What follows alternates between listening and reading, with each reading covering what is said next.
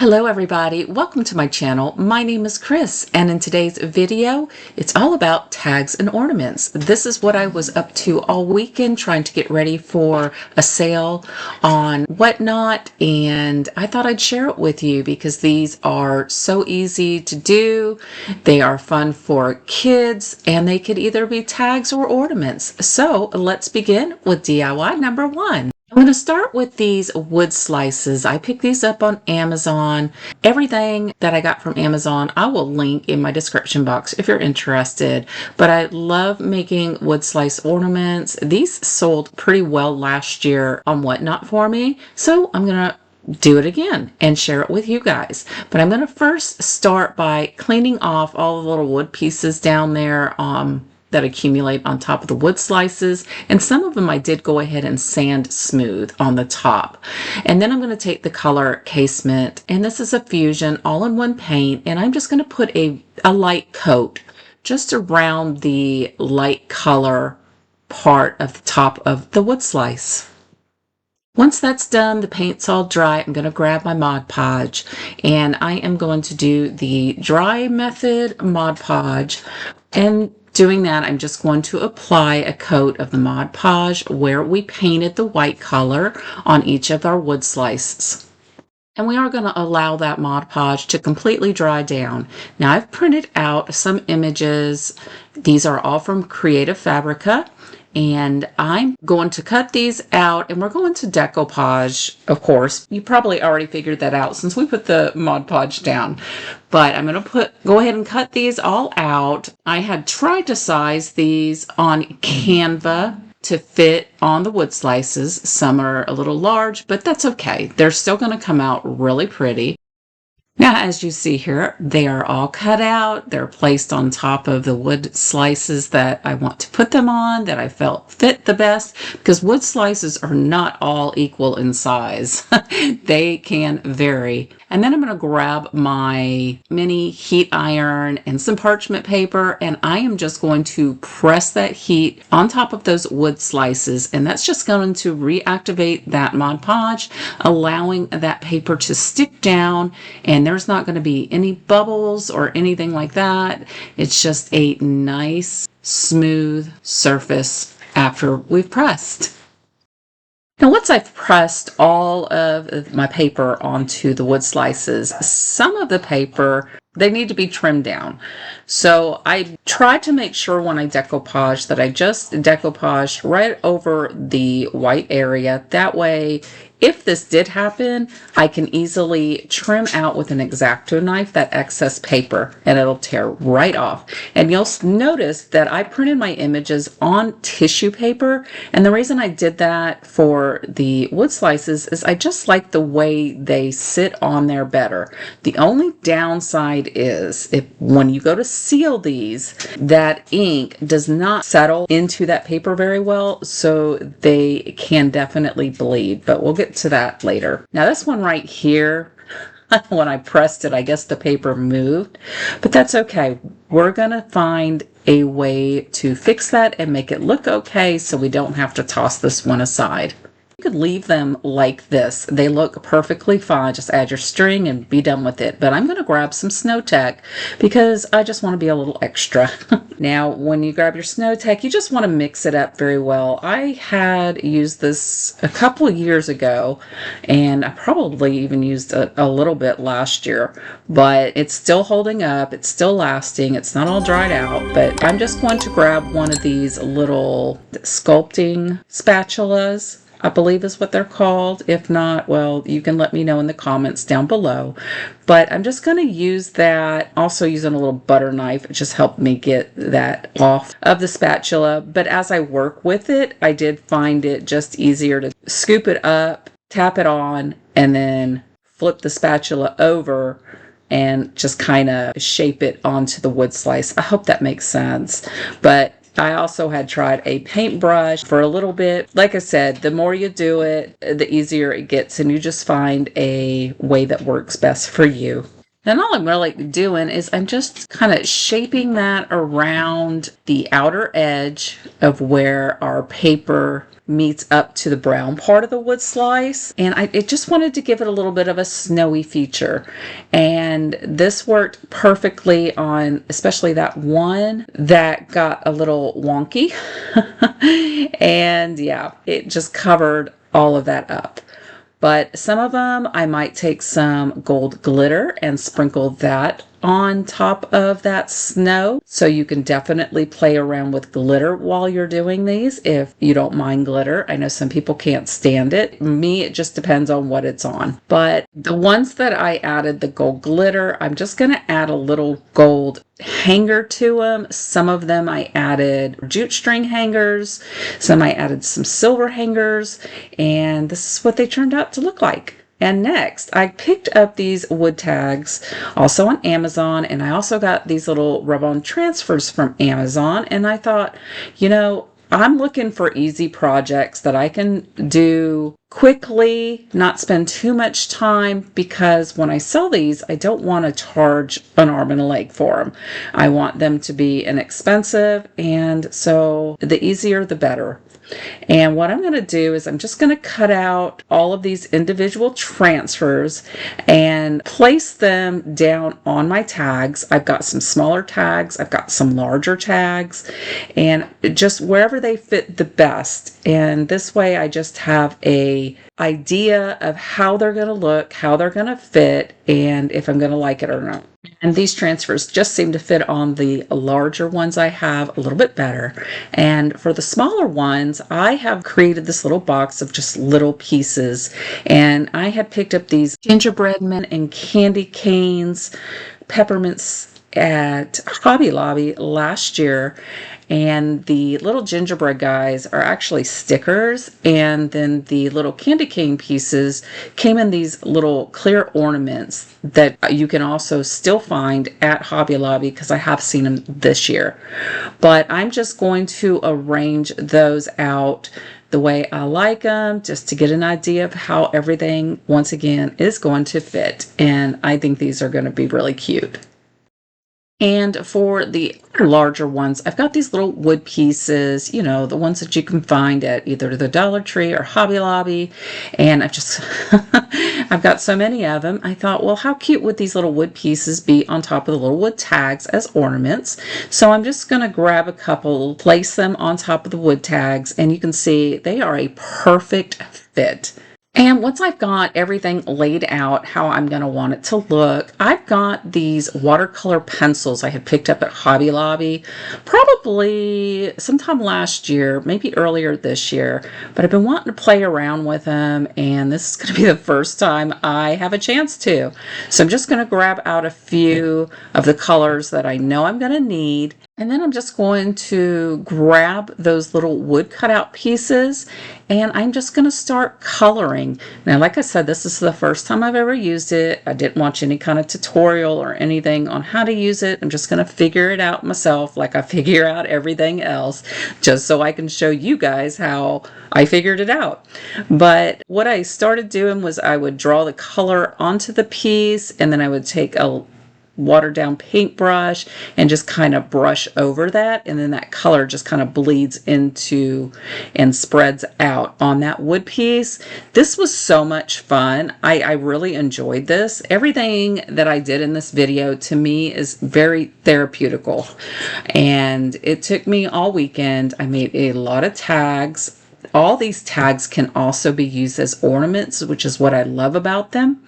But again, I just take watercolored pencils and just have fun by coloring in all those little wood pieces. Now, moving along to the other tags, I'm going to grab my casement color once again. You can grab any color white. I just like to use the all-in-one. It just saves me a step from having to seal that paint in. And I'm going to paint the smaller tags and the remainder of those larger tags in this white color. And I end up doing 2 coats on the front and the back of those tags. And once that paint has dried down, I've got this color Red Velvet. This is from Paint Couture. It does have a sealer built into it.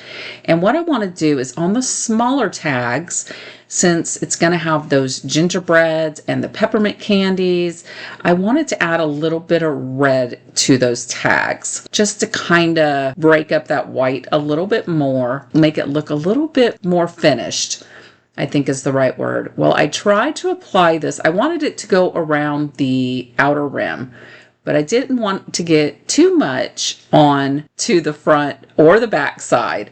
And I found using my finger, that is what happened. So I also tried a paintbrush and just didn't work. Well, the good thing about using a paint with a sealer in it is you can easily take a baby wipe and wipe off that excess paint that you got on to places you did not want that paint. And this is what the little sponge dauber looks like. That ended up working out pretty well. So I just dip it in that red paint, blot off some of the excess, and then just go around that edge of the tags with that color. And like I said, this worked like a charm. It added just enough flair to these tags. And so while that red paint's drying, I'm going to grab Star Bond medium consistency glue. I love this stuff. And that is how I'm going to adhere these little wood pieces to the wood tags. I am, like I said, reselling these, so I want to make sure they're going to stay. And trust me, this stuff, they're not budging. Next, I'm just going to take my little transfers that I cut up and I'm going to place those onto the larger tags. And I just use the end of my little poking tool from the Dollar Tree. You know, it's got that spatula side, and I just use that to rub these on. And then later on, I go to my little IOD little rub-on stick because it seemed to work just a little bit better, made a little bit more contact. But I'm just going to rub these on. And now if you are using a chalk paint with, no built-in sealer, then go ahead and seal before you apply your rub-on transfers. They will transfer a lot easier if you do that. And after I get those transfers rubbed on and get the transfer paper removed, I want to make sure I just kind of tap down with my fingers, making sure it's all adhered. Now I'm going to once again grab my Star Bond glue, and that's how I'm going to attach the candy cane and peppermint and gingerbread man to their tags. And like I said, I'm going to be selling all these on a Whatnot auction that's coming on November 1st, which is a Saturday. I'm going to have that link to that show in my description box if you'd like to go in there and bookmark it and come and see what Whatnot's about, or just to say hi, or maybe you would like to grab some for yourself. But I'd really love all your support. And again, you don't have to purchase anything, just come say hi. I'm going to grab my DIY clear liquid patina. Don't do this. Go ahead and get yourself a can of spray sealer, and if you used a watercolor, that liquid is just going to reactivate that ink. It's going to smudge, and it's going to smudge bad. I actually had to stop doing it this way. And revert to using the spray sealer because, like I said, these colors will bleed. So you're welcome for saving you the aggravation if you ever decide to try this. But once I get the top sprayed down with that sealer, I will then bring it back into my craft room once it's dried and flip it over and apply that clear liquid patina to the back of the tags, sealing in the wood, because I want people, if they use these as tags, I want them to be able to write to and from on the back side. So that's why I felt it was necessary to have a finished back side. Now for the tags with the transfers, I'm going to grab some DIY wax, and this is in the clear wax, and I'm just going to go over the top of the transfers with that. And I do make sure I wipe away any of the excess when I'm done. You probably won't see that part, but I'm going to go ahead and do that to all these tags with transfers. And then I'm going to grab the light brown sugar Antique and Glaze from Paint Couture, and I am just going to go all over the tops of these tags and then wipe away the excess. Then I will grab my Best Dang Wax in the color brown and use a small chippy paintbrush, and I just kind of dab off some of that excess. And then I'm just going to go around the edges, giving it a little bit more of an aging effect. And I love the way these turned out. These look so vintage, so beautiful. And then I'm just going to repeat that process for all of them. And then I am going to just make some hangers for all my tags. Cut the string to between 13 and 14 inches in length. That's just my go-to number for the string length to cut the tags. So if that helps anybody, 13 to 14 inches is perfect.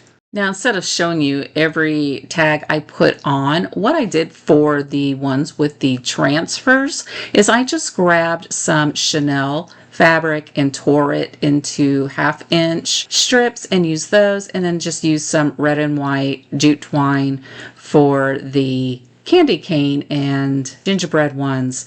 Now for the ones with the wood on cutouts, I'm just going to grab some jute string and just a plain wood bead and just string one wood bead on each tag. And I do tie a knot just above the bead just to keep it from sliding off. Next, I've got these other tags that I picked up from Hobby Lobby. They're a little on the small side, so none of my transfers really fit on them. So I decided to do something different, and I'm just going to go ahead and remove the strings off of these. You can leave them on if you want, but for what I'm going to do, the string is just going to be in the way.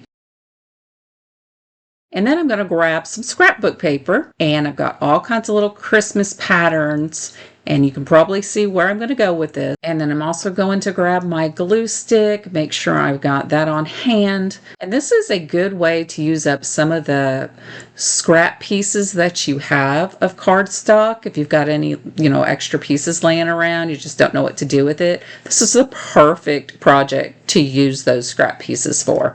I'm going to use 4 different patterns of scrapbook paper, and I'm just going to take 4 and apply to each pattern using my glue stick to adhere this on. Now I'm using this generic brand from Walmart, and it works just as good as the other one, so save yourself a little money and give it a shot. It did work very well for me. But once I get that on, make sure they're pressed on and set them aside to dry, and then I'm just going to repeat this process on the next 3 pieces of scrapbook paper.